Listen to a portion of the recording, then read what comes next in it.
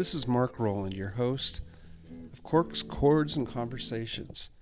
Today we have Dillon Nadler, a great guitarist from Portland, Oregon. We're going to listen to some of his music and ask him a few questions about being a jazz musician and hopefully some tips that might help our listeners. Dillon, you seem to really have fun when you're playing. It's very contagious. How come you have so much fun? Oh man, that's a great question. I mean, I think there's so much hard work that goes into preparing music, trying to get better, and there's so much hard work that just goes into the day-to-day life of trying to be a working musician. When you get to go up on stage and play, and especially with cats like this who are, listening real hard and it's great music, that's just the biggest payoff you could get. It's the kind of the culmination of all the work is getting to play with really good musicians and play how you want to play and have a receptive audience. Dillon, tell us something about your musical background. So I was born and raised in Santa Barbara, California, and I moved up here about 10 years ago. My parents weren't musicians, but they always had tons of records going on in the house. So, some of my earliest memories are like listening to Crosby, Stills and Nash and the Beatles. And once I was at the end of elementary school, I started playing guitar, and my dad then really kicked it into high gear with showing me a ton of classic music. So I got really into the Grateful Dead and a ton of other bands that were more heavy on the improv aspects. And from there, I started, dabbling into a lot of electric jazz, like, the 70s Miles Davis albums, and fusion groups. This whole time I was playing in bands, but I wasn't really literate music-wise. I didn't have any formal training. And when I got out of high school, that's when I decided to go to the music program at my city college and really get my stuff together. And it's just kind of been a straight ahead journey from there. I moved to Portland to transfer to Portland State University, and I've just been playing a lot ever since and writing music and trying to hone the voice on guitar. So, Sometimes when you play jazz music, things either work or they don't work. and every note you play or don't play is an opportunity to check in with the musicians and kind of get back on steady ground. So there's always an opportunity to fix things and make it better. So you just stay aware. Hey, Dillon, what kind of guitar are you playing these days? A couple different ones, but tonight I'm playing an Alpine white Fender Stratocaster, which is left-handed. So yeah, it's a really cool instrument. It's not, you don't hear a ton of Strats in jazz, but they totally work. I think like almost any guitar can work in a jazz context if you know what kind of sound you're getting afterwards. And it's very flexible. There's a lot of different sounds you can get out of it. I know you write music. Are you doing any recording at this time?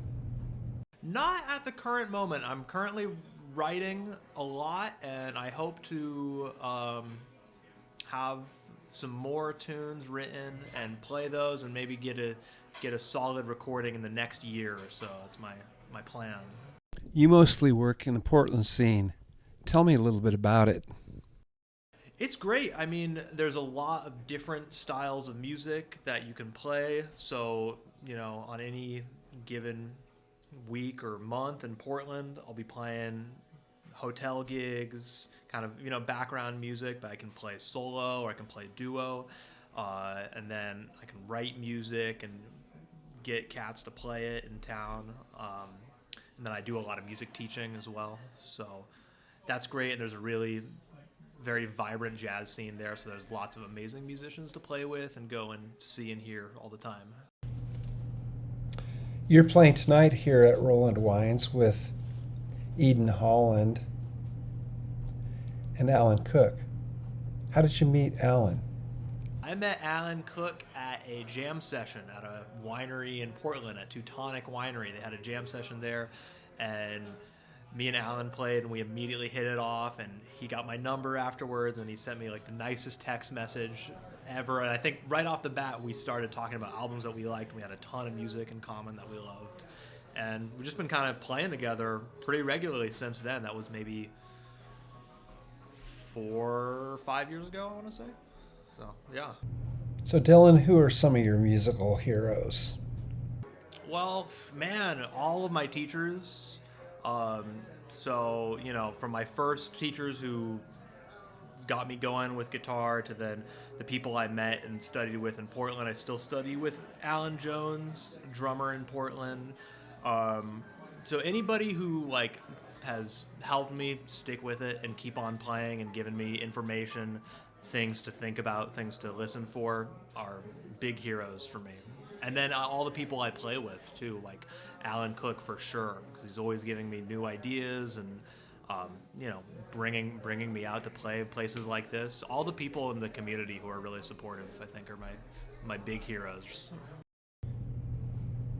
Hey, who are you listening to? Who are you digging right now? So, I'm digging all of the classics as always. Charlie Parker, Lee Konitz,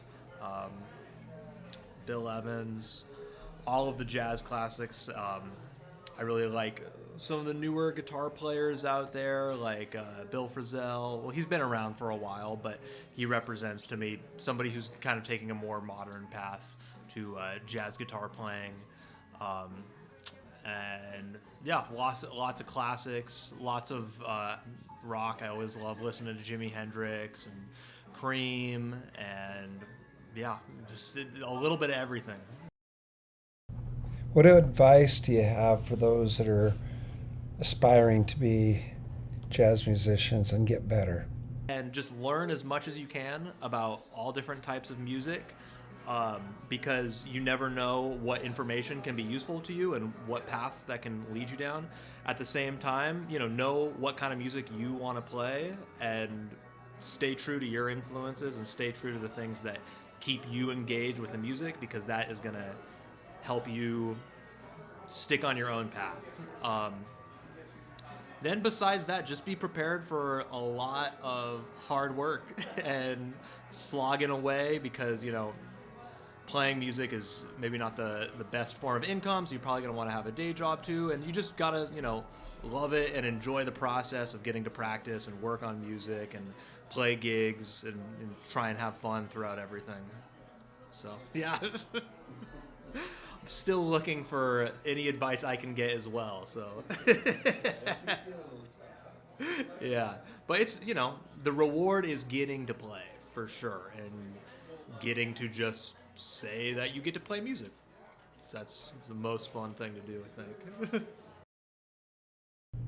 We're talking to Dillon Nadler. Let's listen to him play.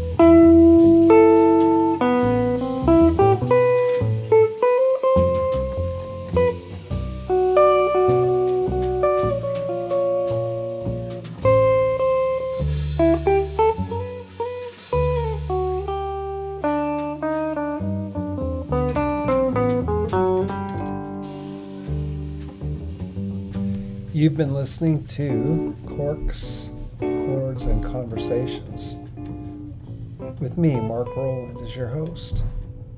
Thanks for listening.